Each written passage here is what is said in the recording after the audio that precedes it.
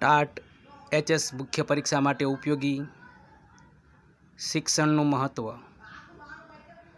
ગુજરાતી વર્ણનાત્મક શિક્ષિત બનો, સજાગ બનો, સંસ્કારી બનો, સફળ બનો, સમાજ માટે ઉપયોગી બનો। શિક્ષણ એ માનવને માનવ બનાવે, અંધકારમાંથી પ્રકાશ તરફ દોરી જાય એ સાચું શિક્ષણ। તો આજે આપણે શિક્ષણના મહત્ત્વ વિશે એક સરસ મજાનો ટાટમાં ઉપયોગી એવો નિબંધ લાવ્યો છું। એની અંદર રહેલી ઘણી પંક્તિઓ છે જે પણ તમારે નિબંધની અંદર ટાંકવામાં કામ લાગશે। આની પહેલાં પણ મેં એક શિક્ષણનું મહત્ત્વ વિડીયો બનાવ્યો હતો, તો તેમાં ઘણા બધા વ્યુઅરની કોમેન્ટ હતી કે થોડોક વધારે મુદ્દા સહિત અને પંક્તિઓ સહિત આપી દો તો પરીક્ષામાં ખૂબ જ ઉપયોગી થાય। તો શિક્ષણનું મહત્ત્વનો બીજો ભાગ હું તમારી સમક્ષ લાવ્યો છું, જેમાં પંક્તિઓ સહિત મુદ્દાનું વિશેષ સચોટથી રજૂ કરવામાં આવેલું છે। શિક્ષણનું મહત્ત્વ ગુજરાતી વર્ણનાત્મક પરીક્ષા ટાટ એચએસ મુખ્ય પરીક્ષા માટે ઉપયોગી। અહીંયા મેં તમને એક શોર્ટ પહેલાં ફોર્મો દેખાડ્યો। પરીક્ષામાં તૈયારી કરવા પહેલાં આ રીતે એક શોર્ટ ટ્રીક કરી નાખવાની। ત્યાર પછી આની પછી હું તમને વ્યવસ્થિત રીતે પાછળ આપ્યો છે, એવું ન વિચારતા કે અહીંયા આપ્યું તો આવા ટૂંકા ટૂંકા મુદ્દા કેમ આપ્યા છે। આ તો તમને એક શોર્ટકટ ટ્રીક દેખાડી છે તૈયાર કરવા માટેની। પરીક્ષાની અંદર જ્યારે આપણે જરૂર હોય ત્યારે આવી શોર્ટકટ ટ્રીકથી આપણે મુદ્દા તૈયાર કરી શકીએ છીએ।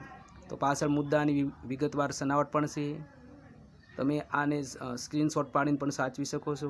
શિક્ષણનું મહત્ત્વ પ્રસ્તાવનાથી લઈને આવો અહીંયા એક સ્ક્રીનશોટ પાડી દેજો। હું મુદ્દા કોઈ અત્યારે હાલ પૂરતો અને આ રીતે બીજો પણ સ્ક્રીનશોટ પાડી દઈએ તો તમારે મુદ્દા તૈયાર કરવા માટે ઉપયોગી થઈ જાય। અહીંયા ઉપસાર પણ આપ્યો છે, અહીંયા ઉપર પ્રસ્તાવના પણ આપી છે, છેલ્લે શિક્ષણ એ આત્માનો પ્રકાશ છે અને અજ્ઞાનના અંધકારને દૂર કરે છે એ પંક્તિ પણ ટાંકી છે। બીજી કોઈ વાતને અને આપણે મુદ્દા પણ આપેલા છે। વ્યક્તિના વિકાસ થાય, વ્યક્તિત્વનો વિકાસ થાય, જ્ઞાન અને સમજણનો વિકાસ થાય, વધે, આત્મનિર્ભરતામાં વધારો થાય, રોજગારીની તકો વધે, સમાજમાં સુધારો થાય, રાષ્ટ્રીય વિકાસ થાય અને મૂલ્યો અને સંસ્કાર પણ જળવાઈ રહે। હવે આપણે નિબંધ શિક્ષણનું મહત્ત્વ આપ જોઈ શકો છો। પહેલી જ મેં તમારી સમક્ષ પંક્તિ છે એ સંસ્કૃતની ટાંકી છે। વિદ્યા દદાતિ વિનયમ, વિનયમ દદાતિ યાતિ પાત્રતામ। અર્થાત વિદ્યા વિનયને આપે છે અને વિનયથી જ યોગ્યતા આવે છે। વિનયાદ પાત્રતામ યાતિ એટલે કે વિનયથી જ યોગ્યતા આવે છે। પ્રસ્તાવના માનવ જીવનને પશુતામાંથી મનુષ્યતા તરફ લઈ જતો કોઈ રાજમાર્ગ હોય તો તે શિક્ષણ છે। શિક્ષણ એ માત્ર અક્ષર જ્ઞાન કે પદવી મેળવવાનું સાધન નથી, પરંતુ માનવીના સર્વાંગી વિકાસની પ્રક્રિયા છે। જેમ એક કાચા માટીના ઘડાને કુંભાર ટીપી ટીપીને સુંદર ઘાટ આપે છે, તેમ શિક્ષણ મનુષ્યના જીવનને ઘાટ આપી તેને સમાજ ઉપયોગી નાગરિક બનાવે છે। શિક્ષણ એ જીવનનું એક એવું અજવાળું છે જે અજ્ઞાનતાના અંધકારને જડમૂળથી ઉખેડી નાખે છે। ત્યારબાદ પ્રસ્તાવનામાં પણ આપ જોઈ શકો છો કે અહીંયા એક પંક્તિ, બે પંક્તિ અહીંયા આપેલી છે। પ્રસ્તાવના ઉપર પણ તેમ જોવો છો એક સંસ્કૃત પંક્તિ છે, અહીંયા બીજી બે પંક્તિ તમારા માટે લાવ્યો છું। પંક્તિ પણ તમારી બુકમાં નોંધ કરજો। ભણશે ગુજરાત તો આગળ વધશે ગુજરાત, આ ગુજરાત સરકારનું સૂત્ર છે। અક્ષર જ્ઞાન એ જ સાચું જ્ઞાન, શિક્ષણથી થાય સૌનું કલ્યાણ। અક્ષર જ્ઞાન કન્યા કેળવણું અને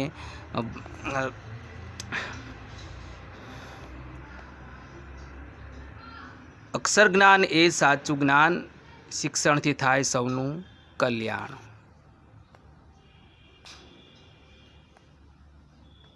શિક્ષણનો સાચો અર્થ. શિક્ષણ શબ્દ સંસ્કૃત ધાતુ શિક્ષ પરથી બનીને આવ્યો છે. તેનો અર્થ શીખવું કે શીખવાડવું એવો થાય છે. શિક્ષણ એટલે માત્ર પુસ્તકીય જ્ઞાન મેળવવું કે ગોખણપટ્ટી કરી પરીક્ષા પાસ કરવી એટલું જ નથી.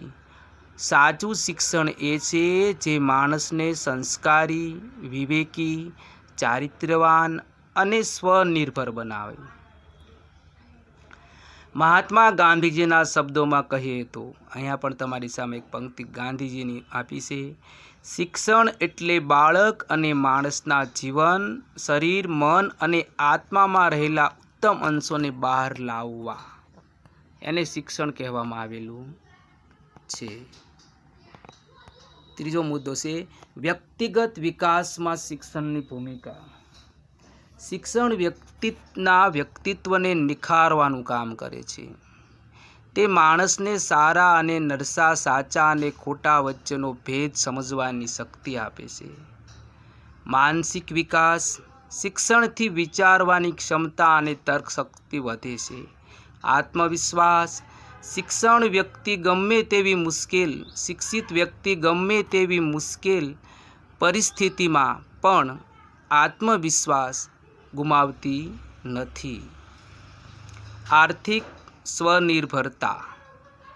આજની આધુનિક દુનિયામાં શિક્ષણ એ આજીવિકા મેળવવાનું અને ગરીબી દૂર કરવાનું સૌથી મોટું હથિયાર છે. જોઈ શકો છો, આ તમને 5મી પંક્તિ આપી. વિદ્યા સમાન ચક્ષુ નથી, સત્ય સમાન તપ નથી. એટલે કેટલી પંક્તિઓ થઈ? હજી 3 ટોપિકમાં 5 પંક્તિઓ આપી દીધી.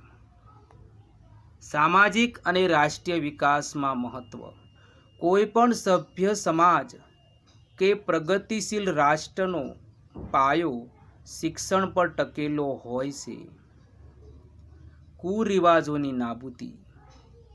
શિક્ષણ સમાજમાં વ્યાપેલા અંધશ્રદ્ધા, બાળ લગ્ન, દહેજ પ્રથા અને જ્ઞાતિવાદ જેવા દૂષણોને દૂર કરે છે.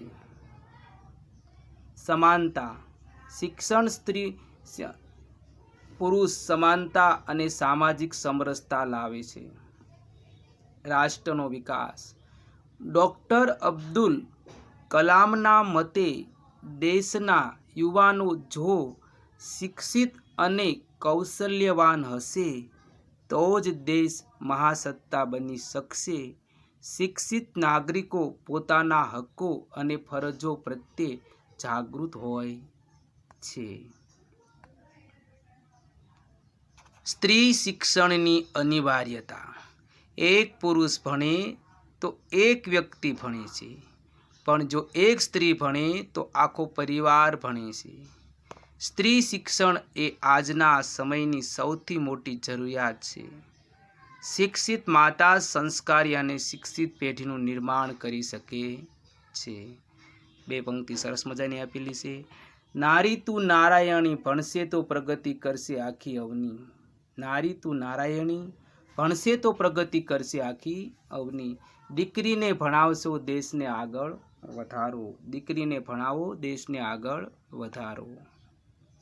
6થો પોઈન્ટ. આજનો યુગ એ વિજ્ઞાન અને ટેકનોલોજીનો યુગ છે. વર્તમાન સમયમાં શિક્ષણનું સ્વરૂપ બદલાયું છે.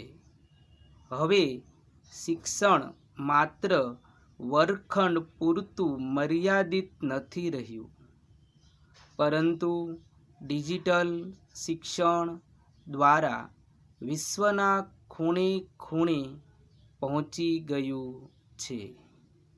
કમ્પ્યુટર, ઇન્ટરનેટ અને મોબાઈલના સાધનો શિક્ષણ મેળવવા માટે અનિવાર્ય બન્યા છે.